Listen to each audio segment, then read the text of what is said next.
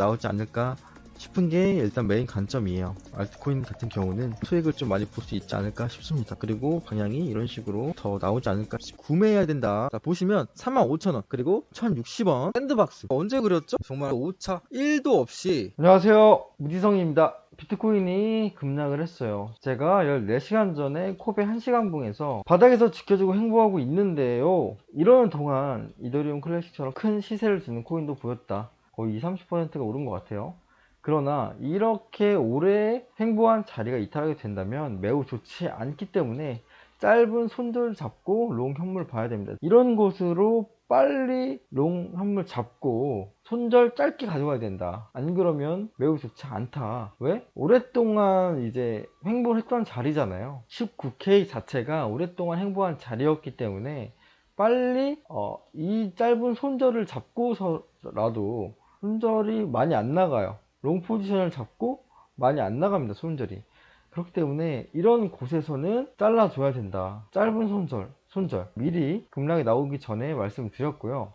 차트로 보면, 코베 차트로 보면 19.1에서 다시 한번 저항을 맞으면서 1시간 봉이 하락으로 전환이 됐습니다. 이제 그렇다는 거, 여기 18까지 연료가 있다는 거고, 아직 18까지는 도달하지 않은 모습인데, 저는 이 전략을 어떻게 짜느냐에 대해서 두 가지 정도 생각하고 있습니다. 첫 번째는 제가 갖고 있던 메인 시나리오는 여기서 이제 올라가는 것이었는데, 올라가지 못하고 지금 이탈을 할 수도 있는 상황이죠.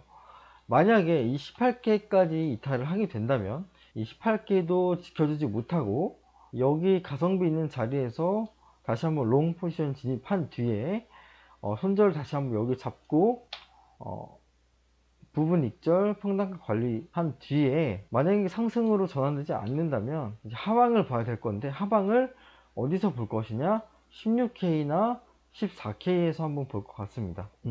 16K나 14K에서 한번 볼 것 같고요.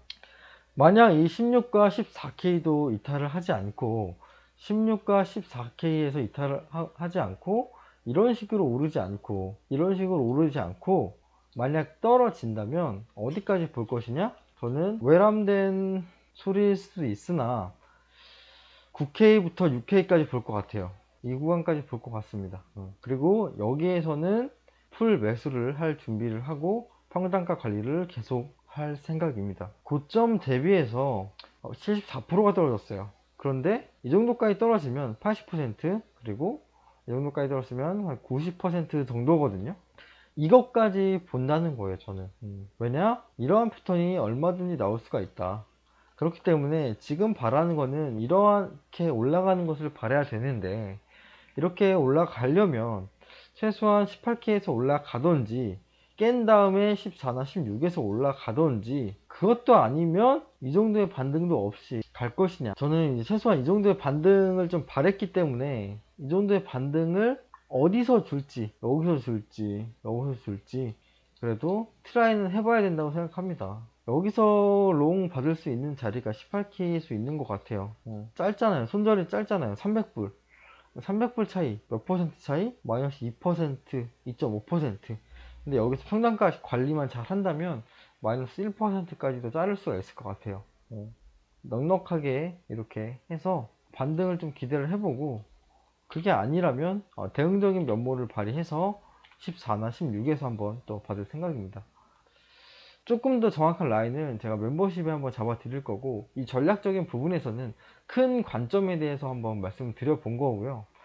이 관점을 어떻게 가지느냐에 따라서 앞으로의 그 전략 자체가 달라지고 매수 타점이 달라지기 때문에, 일단은 저희가 갖고 있는 생각을 한번 오늘 말씀드려봤고, 2년 3년 기다린다는 사람들이 되게 많습니다. 맞아요. 그렇게 오랜 기간이 될 수도 있고요.